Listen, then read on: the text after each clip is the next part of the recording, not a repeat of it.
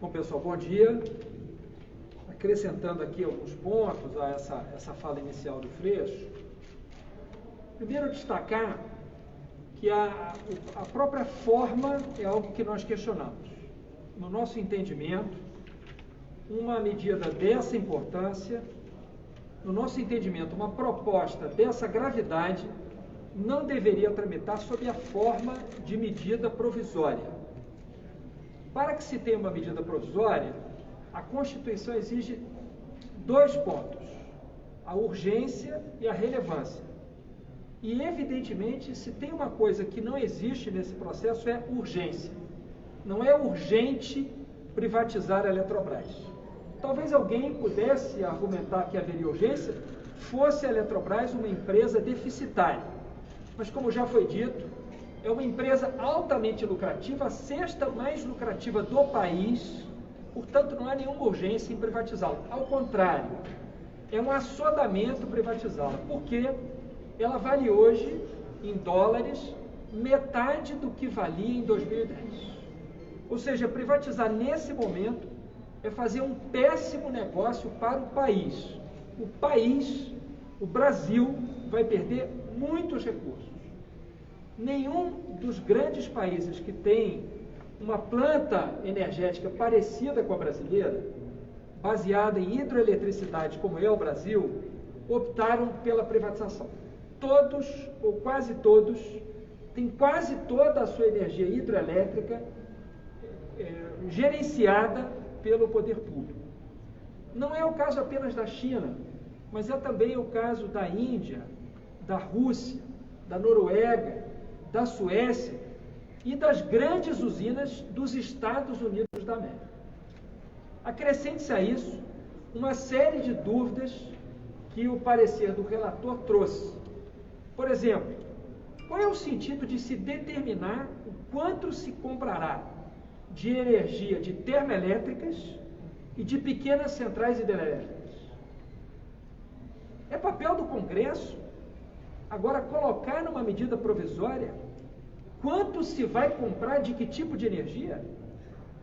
Isso não faz nenhum sentido. Isso não é bom para o Brasil. Isso não é bom para a economia brasileira, para a geração de emprego e renda. Ao contrário, o encarecimento da energia, como já dito pelo Freixo, o encarecimento da energia no Brasil vai aprofundar o processo de desindustrialização do Brasil. Porque o aumento no custo da energia, ele se projeta sobre toda a cadeia produtiva. Ou seja, por todas as razões, essa medida provisória não deve ser votada hoje. E por isso, os partidos de oposição todos nós aqui, a liderança da oposição, a liderança da minoria e as lideranças de todos os partidos de oposição, estamos entrando agora no Supremo Tribunal Federal com duas peças, na verdade com três. Sobre a terceira vai falar o líder Bongás. Mas sobre duas peças eu vou falar agora. Uma delas é uma petição simples, no âmbito da ADPF 661 e 663, que são as ADPFs em que o ministro Alexandre de Moraes permitiu a tramitação de medidas provisórias direto no plenário da Câmara dos Deputados. Para que isso fosse feito, e nos termos do ato conjunto das mesas da Câmara e do Senado sobre isso, duas exigências tinham que ser observadas, duas circunstâncias, duas condições. Primeiro, o estado de emergência em saúde pública, que permanece vigente, já que a portaria que o decretou permanece válida, desde fevereiro do ano passado. E o estado de calamidade pública, esse já não vige mais desde o dia 31 de dezembro. Então, uma das duas condições cumulativas não existe mais, e por essa razão nós estamos pedindo, através dessa petição direcionada ao ministro Alexandre de Moraes, e através de um mandado de segurança que também estamos impetrando nessa manhã, com o mesmo objeto, nós estamos pedindo que o Supremo Tribunal Federal determine que todas as medidas provisórias que estão em tramitação no Congresso Nacional passem por comissões mistas. A nossa expectativa é que o Supremo determine que não haja votação hoje no plenário da Câmara dos Deputados e que se determine a instalação da comissão mista para que essa medida provisória da Eletrobras e todas as outras passem por comissões mistas, como determina a Constituição. Termino dizendo o seguinte: o argumento de que não é possível fazer comissão mista por causa da pandemia é, obviamente, um argumento falso, já que todas as comissões da Câmara e do Senado estão instaladas, inclusive comissões mistas. Então, se todas as comissões estão valendo, por que permitir o império do relator, um poder absoluto para o relator de uma medida provisória, qualquer que seja, que foi exatamente o que o ministro Luiz Fux, na ADI 4029, determinou que não existisse mais, obrigando as medidas provisórias a passarem por comissões mistas. Esse é o nosso argumento, essa é a nossa expectativa, uma petição simples direcionada ao ministro Alexandre de Moraes, que foi o relator dessas duas ADPFs, e um mandado de segurança de livre distribuição, nós não sabemos ainda com quem vai cair. Muito obrigado. Bom, que dia, né, pessoal? Pazuello na CPI por causa da falta de vacina e cloroquina. Polícia Federal atrás do ministro Ricardo Salles por causa da extração e venda ilegal da madeira. Aliás, eu já quero dizer aqui que esses partidos que estão aqui já entraram e já assinaram um pedido de CPI sobre esse tema do Ricardo Salles. E nós vamos, a partir de hoje, intensificar, já tem as 100 assinaturas aqui nas nossas bancadas, mais de 100, nós vamos intensificar, isso é importante, nós vamos intensificar, a partir deste momento, toda a nossa luta para termos na base do governo, porque o parlamentar, ele precisa cumprir o seu papel de fiscalizador, e é importante, para que o país inteiro saiba quem é deputado que assinou, quem não assinou, vamos fazer essa mobilização, para termos as assinaturas suficientes, porque a CPI do Ricardo Salles, da extração ilegal da madeira, precisa sair.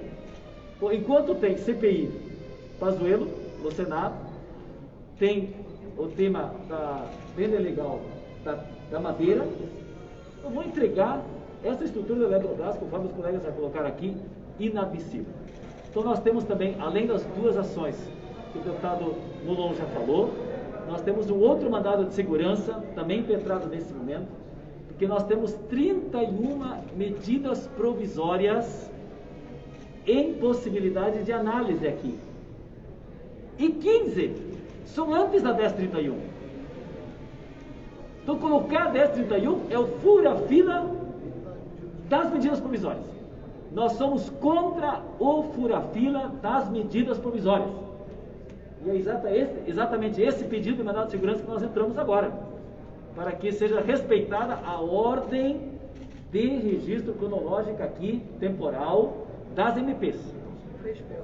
3 peças judiciais, uma que é o aditamento que foi feito, há uma reclamação já feita, a outra desde o dia 1º de janeiro, não tem mais decreto de calamidade, e a resolução é clara, se tiver decreto de calamidade, pode não ter a presencial. Todas as comissões votaram. Essa casa, inclusive, tem demais comissões funcionando pelos problemas. E a comissão que não votou é exatamente a que faz a destruição desse país, por onde passam as MPs. Se tivesse tido o funcionamento desde o 1º de janeiro, deputado Freixo, Molon, os demais lideranças que estão aqui de todos os partidos, do PT, do PSB, do PCdoB, Rede, PSOL, PDT, os partidos todos que estão representados aqui, nós teríamos feito audiências públicas na 1031, nós teríamos falado com os governadores, nós teríamos andado o país afora para fazer o debate. Não foi possível. Foi com a modalidade atual, inconstitucional, e por isso é o mandado de segurança, foi direto para o plenário, indicado o relator pelo presidente. Isso nós não podemos aceitar. Então acho que esse é o outro elemento. E terceiro, nós vamos tomar todas as medidas possíveis de mobilização, de denúncia, para não ir à votação. Mas nós debatemos, inclusive o Ícaro está aqui, que eu quero saudar, em nome da Associação Nacional dos Engenheiros da Eletrobras, procuraram os partidos e apresentaram uma proposta alternativa que não é a da privatização. Mantém o capital acionário majoritário do Estado brasileiro. É contra a privatização. E vai pegar apenas parte da descotização. E estão colocando em 15% da descotização, que vai permitir, inclusive, mais recursos para os fundos e não vai aumentar o custo para o consumidor. Pelo contrário, diminui, porque o cálculo pela medida colocada agora vai de cara aumentar para o consumidor 14%, com mais 7,5%, que é no processo de desconstituição deveria reduzir, não vai reduzir, que era a expectativa, então vai ter mais de 20% de aumento direto, e aquela proposta apresentada, que já está protocolada em nome de todos os partidos que estão aqui, vai ter redução, que é o grande debate. Então, esse é o tema que nós estamos trabalhando aqui. Contra o fura-fila das MPs, pela imediata instalação de uma CPI para apurar o grande escândalo em relação à madeireira ilegal, tá certo? E hoje a luta contra a privatização da Eletrobras.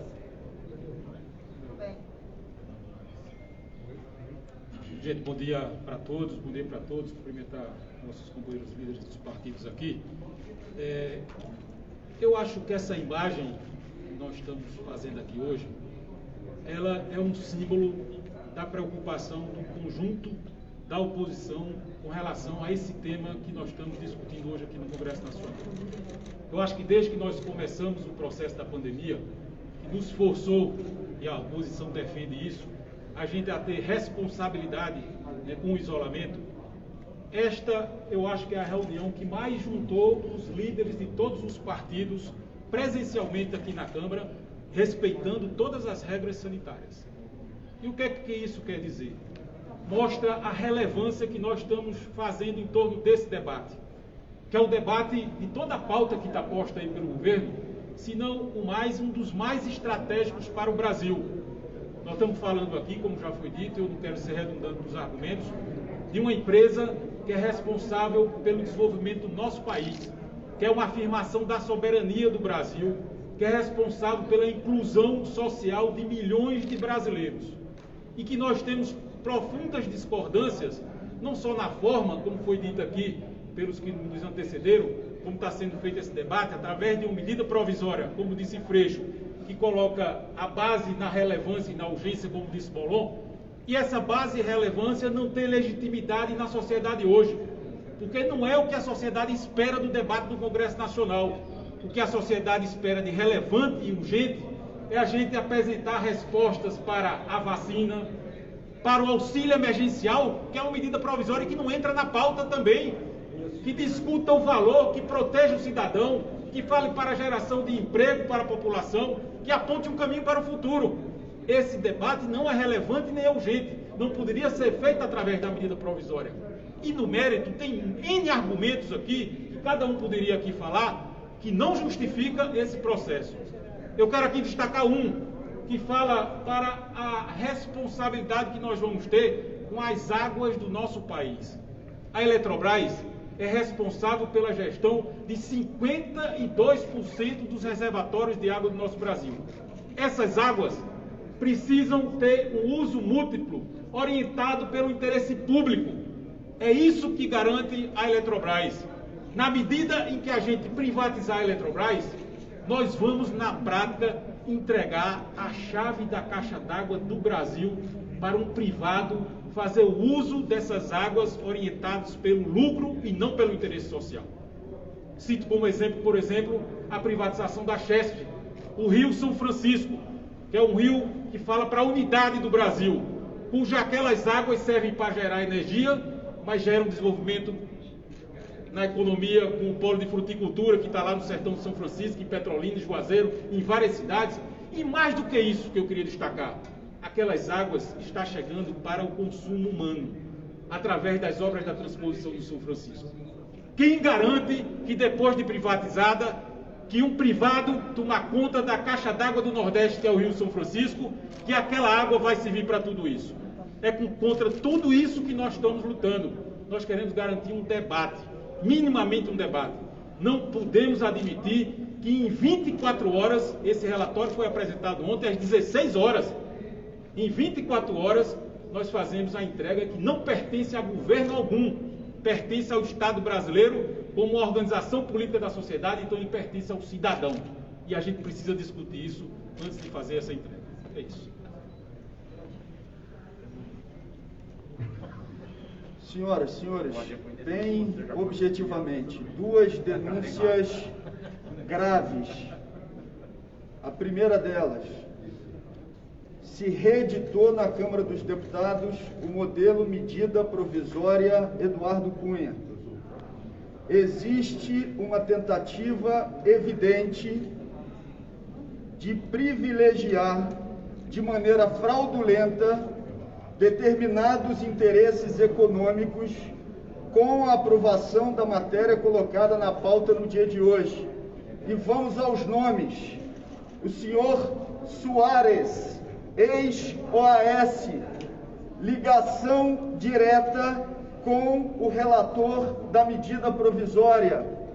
E isso tem uma conexão com financiamento privado, e os senhores vão poder fazer essa investigação e ter acesso a essas informações, a um partido político, mais especificamente ao Democratas. Essa não é uma articulação que esteja se fazendo exclusivamente a partir de relações individuais.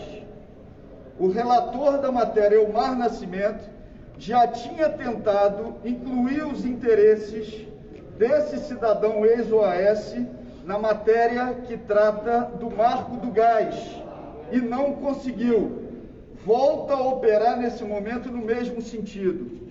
Segunda denúncia, bem objetiva. Nas informações que estão circulando, eles colocam para a rede privada, depois da privatização, 45 bilhões de indenização que deveria ser da Eletrobras pública. E isso tem também uma conexão direta com essa articulação com os interesses privados que estão prevalecendo no texto da medida provisória a ser avaliada em plenário.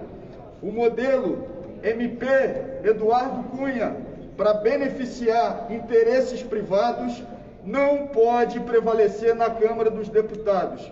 Isso é um escândalo. Bom, o Glauber foi bastante direto na gravidade da situação. Quero cumprimentar todos os líderes, nossos líderes da oposição, minoria, a unidade dos partidos políticos diante desse escândalo da entrega da Eletrobras. Eletrobras que foi responsável, a partir da Eletronorte, por salvar o povo do Amapá quando teve o apagão do início do ano. Eletrobras, que é a sexta empresa mais lucrativa e que o próprio relator reconhece que aumentará o custo de energia em até 14% com a privatização da Eletrobras. E o pior, no momento da pior pandemia da nossa história, que o povo está preocupado com vacina, com auxílio, com sobreviver, eles querem, num modelo antirregimental, furar a fila com a medida provisória, privatizar uma estatal lucrativa para atender interesses privados. Este relatório, que inclui essas cláusulas que beneficiam diretamente grandes conglomerados econômicos, em particular empresários Soares, já se via na própria articulação da medida provisória 1031, quando o Eduardo Braga, então senador, fez um lobby para que o governo incluísse Tucuruí dentro da Eletrobras para supervalorizar a Eletrobras e atender interesses privados do seu ex-suplente Lírio Parisotto, empresário conhecido que está sempre querendo isenções e ganhando com dinheiro público em vários estados, como inclusive no Rio Grande do Sul, isenções fiscais, etc. E aqui, numa negociata, se supervaloriza as empresas, as ações da empresa para atender interesses de grupos minoritários no controle acionário, mas que obviamente ganham muito com essa inclusão lá articulada pelo senador Eduardo Braga. Eu e o deputado Glauber também denunciamos isso na CVM e nós temos a convicção de que aqui se une a luta em defesa da soberania nacional, contra as privatizações e para que o povo não pague energia mais cara, mas também a luta contra a corrupção.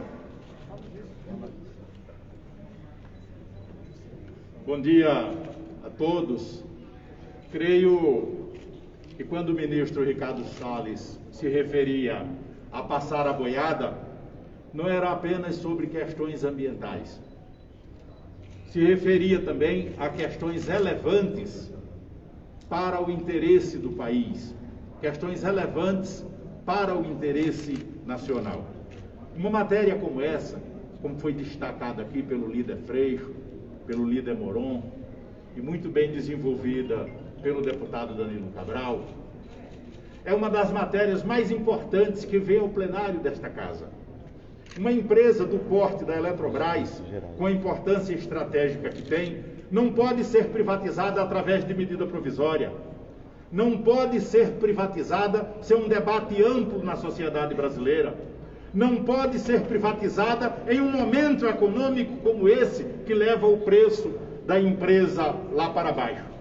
E privatizar a Eletrobras é, de alguma forma, privatizar as águas que correm nos rios brasileiros, principalmente naqueles mais importantes, que é onde a Eletrobras, de alguma maneira, se sustenta. O líder Danilo Cabral fez aqui uma intervenção muito importante, que mostra, no nosso caso lá do Nordeste, a importância do Rio São Francisco, que leva água para o Ceará, para a Paraíba, para Pernambuco, para milhões de pessoas.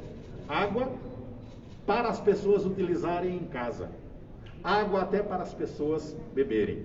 Há uma série de projetos de desenvolvimento econômico que estão assentados em vários estados, especialmente na Bahia e em Pernambuco, que se alimentam das águas do Rio São Francisco. Privatizar a Eletrobras é, de alguma forma, privatizar essas águas. E nós não podemos aceitar que uma matéria com essa relevância seja tratada aqui a toque de caixa, através de uma medida provisória, sem que sequer a comissão especial tenha se reunido. Ontem que saiu o relatório, não é sequer de conhecimento do plenário. Nós não aceitamos essa situação. O líder Molon já apresentou aqui que encaminhamentos nós estamos estabelecendo e vamos fazer uma dura luta no plenário, na defesa do interesse nacional e do interesse público. Muito obrigado.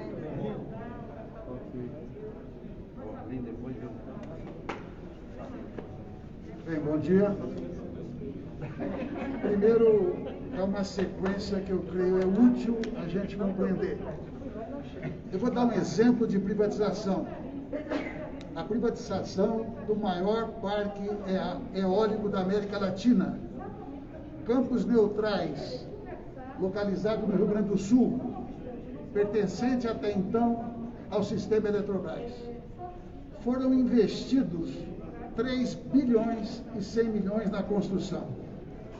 No primeiro ano de funcionamento, deu um lucro, em 2015, de 350 milhões.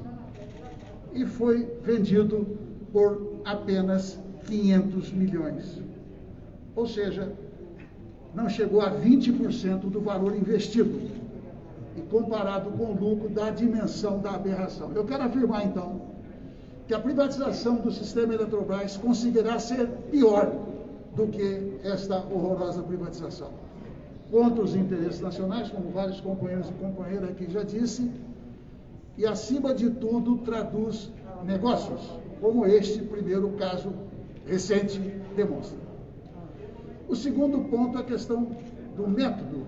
Quando eu digo que foi planejado, é bom a gente organizar a sequência.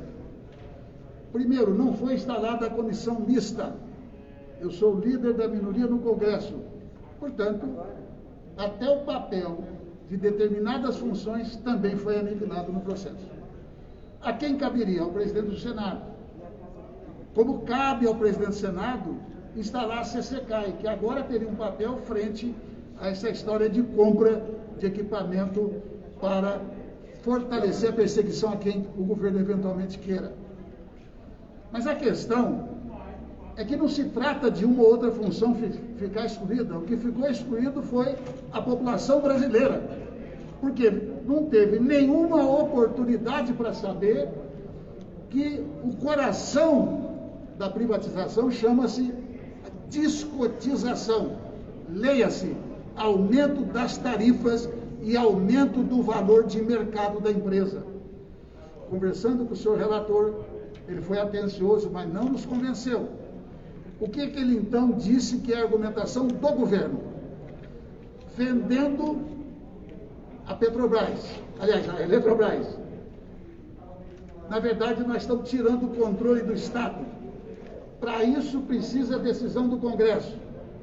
Mas na hora que virar a participação do Estado, 45%, por exemplo, dali para frente é o Poder Executivo que poderá e vai continuar vendendo, e tudo indica, privilegiando grupos econômicos naturalmente amigos. Sendo assim, qual foi o argumento que o governo buscou desenvolver? Como o sistema Eletrobras está perdendo valor de mercado, então é razoável, na opinião deles e não nossa, que se venda para a Eletrobras então recuperar o seu prestígio. E, com a descotização, o que ocorre? E esse é o argumento central do governo. O valor de mercado da empresa vai aumentar. Eles só não dizem que vai aumentar na mão da iniciativa privada. E dizem mais, que os 45% do governo valerá mais do que vale hoje.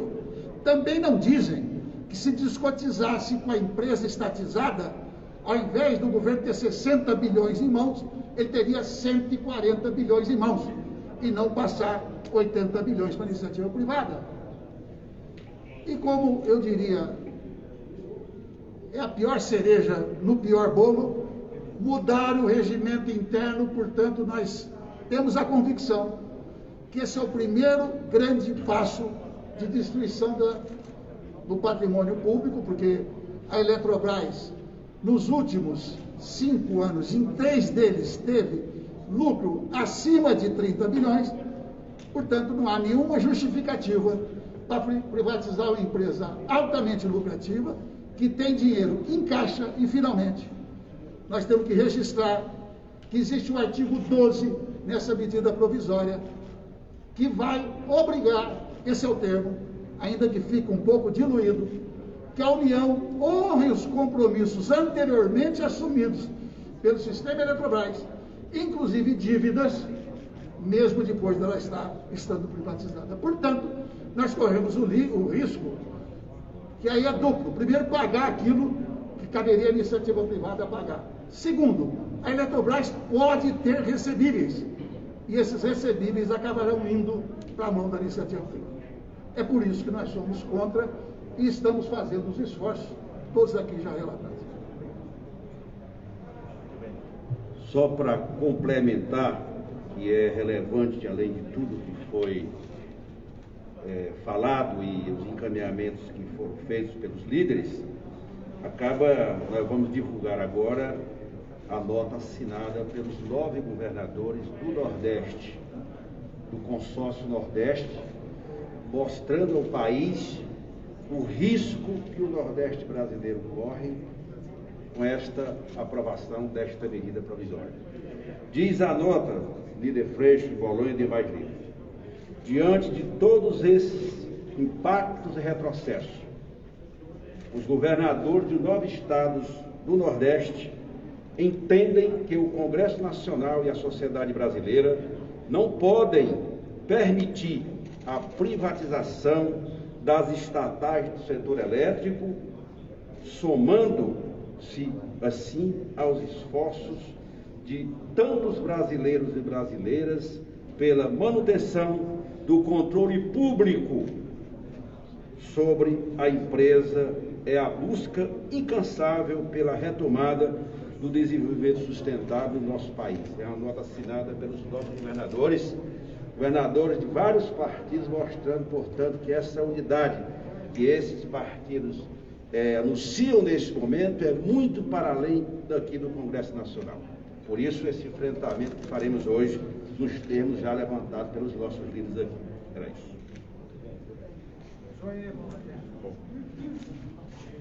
Primeiro, eu quero acompanhar essa manifestação contra o retrocesso que nós estamos assistindo, nós estamos vendo todos os dias, relacionado aos direitos constitucionais dos cidadãos brasileiros, em todas as esferas, em todo o tema. Nós estamos aqui vendo notícias sobre o meio ambiente, e recentemente nós tivemos retrocesso na questão do licenciamento ambiental, flexibilizando cada vez mais regras.